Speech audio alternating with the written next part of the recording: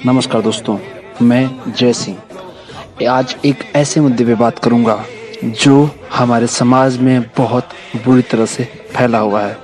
हाल में हुई घटनाओं को मद्देनजर रखते हुए ये जो आपको स्क्रीन पर दिख रहा है, ये शब्द मैं अपने मुंह से कैसे बोलूं, मुझे शर्म आ रही है बोलने में कि हमारे ऐसी संस्कृति जो भारत देश की संस्कृति रही है उसमें इस तरह की घटनाएं होना बहुत ही ज़्यादा शर्म की बात है। लेकिन हम बात करेंगे कि ये आखिर ऐसा हो क्यों रहा है, दिन पर दिन इस तरह की घटनाएं क्यों बढ़ रही हैं और कई सारे लोगों को परेशानी का सामना क्यों करना पड़ रहा है। आखिर क्या मैकेनिज्म है कि अपराधियों के मन में इन घटनाओं के जो कंसीक्वेंसेस, जो उसके रिजल्ट हैं, उसको लेकर डर क्यों नहीं है। क्या उनको लगता है कि उनको सज़ा नहीं मिलेगी? क्या सिस्टम कमज़ोर है? ऐसा क्यों उनके दिमाग में बन गया है? इसका कारण है हमारी सामाजिक बनावट जो आज के युग में हो गई है। मैं सिंपल सी एक बात बता कर रहा हूँ कि हमारी सामाजिक बनावट आज के डेट में ये हो गई है कि जो हमारे सिनेमा, जो वीडियोस, जो इस तरह के एंटरटेनमेंट आज चल रहे हैं, इसमें औरतों को, स्पेसिफिकली औरत जो नारी है, उसको कमोडिटी के तौर पर दिखाया जा रहा है, यानी कि प्रदर्शित किया जा रहा है भोग विलास की एक वस्तु की तरह। यहाँ पर एक बात मैं मेंशन करना चाहूँगा कि जो लोग ये कहते हैं कि जो लोग छोटे कपड़ों को ऑब्जेक्ट करते हैं वो लोग अपनी सोच बदलें, बिल्कुल सही कह रहे हैं आप। लेकिन एक बात आप ध्यान में रखिए कि आज के सिनेमा में जिस तरह से नारी को कम्युनिटी यानी कि भोग विलास की वस्तु को प्रदर्शित किया जा रहा है, ये भी एक बहुत बड़ा कारण है इन तरह की घटनाओं को हैपन होने का। अब मैं आगे बात करूंगा कि क्या ये केवल एक ही जेंडर पे नहीं, ये दोनों पे डिपेंड करता है। मतलब पुरुष भी उस तरह की काम कर रहे हैं। आपने देखा होगा बहुत सारी जगह पे लोग अपने six pack, abs, chest, thighs और बाइसेप्स वगैरह सब बनाते हैं और केवल पैंट पहनकर अपनी बॉडी को शो ऑफ करते हैं। यहाँ पर उनके अपोजिट जो सेक्स है उसके लोग अट्रैक्ट होते हैं, उनके अंदर भी इस तरह की भोग विलास की भावना जागृत होती हैं। चूँकि हमारे समाज का बनावट ऐसा है कि लड़कियां इस तरह के काम करने में थोड़ा शर्म महसूस करती हैं। कहीं वो अपनी इज्जत का ख्याल कर लेती हैं, कहीं सोशल स्टेटस का ख्याल करती हैं, या कहीं और कुछ रीजंस होते हैं कि इस तरह की घटनाएं लड़कियों द्वारा किए जाने के ज़्यादा प्रमाण नहीं मिलते हैं, ज़्यादा देखने को नहीं मिलते। हालांकि वो भी गलत है, लेकिन ज़्यादा नहीं मिलते हैं। और एक और इसमें चीज़ है कि वो फिजिकली रूप से उतनी स्ट्रांग नहीं है कि वो किसी को, मर्द को ज़बरदस्ती ला के उसके साथ कुछ गलत कर पाएँ।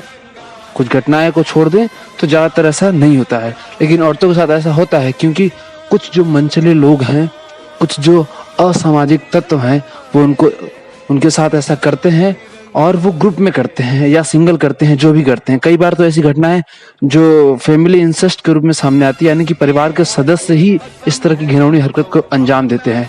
ये कहीं ना कहीं हमारे जो मोरल वैल्यूज़ हैं उनके बहुत ज़्यादा खिलाफ है।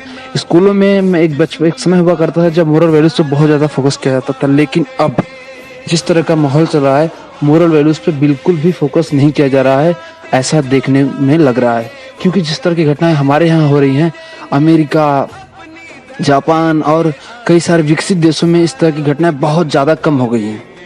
और हमसे कम विकसित देश जैसे कि पाकिस्तान, जो कि एक तरह से दिवालिया हो चुका है, वहाँ भी इस तरह की घटनाएं नहीं आती हैं या फिर बहुत कम आती हैं। आना है वो भी गलत है, लेकिन बहुत कम आती हैं कंपैरिजन टू इंडिया।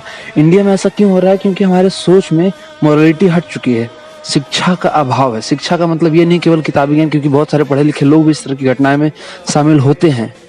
शिक्षा का अभाव मतलब मोरल वैल्यूज़ क्या होनी चाहिए, एथिक्स क्या होनी चाहिए, हमारे अंदर के जो समाज के प्रति हमारी क्या जिम्मेदारी होनी चाहिए, समाज को लेकर हमारी क्या सोच होनी चाहिए, इसका विस्तार होना चाहिए, इसका प्रवाह होना चाहिए लोगों के अंदर।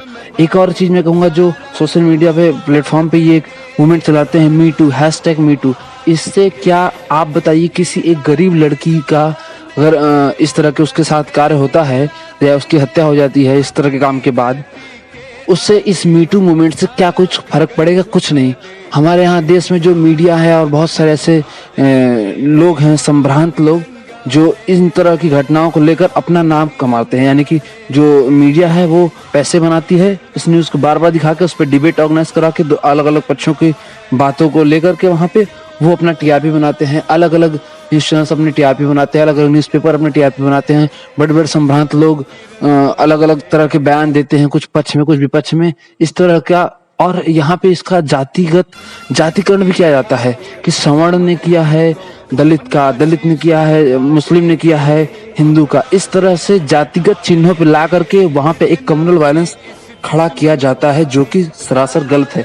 यहाँ पर हमें किसी भी चीज को जाति या धर्म से रिलेट नहीं करना है। यहाँ पे हमें रिलेट करना है कि हमारी सोच कैसी है, हमारी भावनाएं कैसी हैं समाज की तरफ।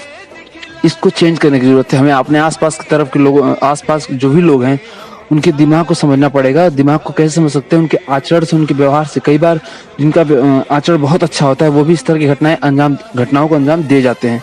कैसे दे जाते हैं उनसे हमें अब ये तो हमें नहीं पता कि हमारे आसपास में कौन ऐसे लोग हैं जो इस तरह की घटनाओं करने का सोच रहे हैं, या फिर कौन ऐसा है जो इस तरह की घटनाओं का विक्टिम बनने वाला है, किसके साथ ये घटना होने वाली है। लेकिन अगर समाज में शिक्षा का विस्तार किया जाए, समाज के प्रति जिम्मेदारियों का एहसास कराया जाए और उसको करिकुलम में वो सम्मिलित किया जाए, और उसको गवर्नमेंट अथॉरिटीज और प्राइवेट एनजीओ और बहुत सारे स्वयं द्वारा इसको अगर समाज में इस तरह की नॉलेज को फैलाया जाए कि नहीं ये सब करना गलत है, और एक और मैं जो कानून की प्रक्रिया है उसको थोड़ा और ज्यादा तेज करने की जरूरत है।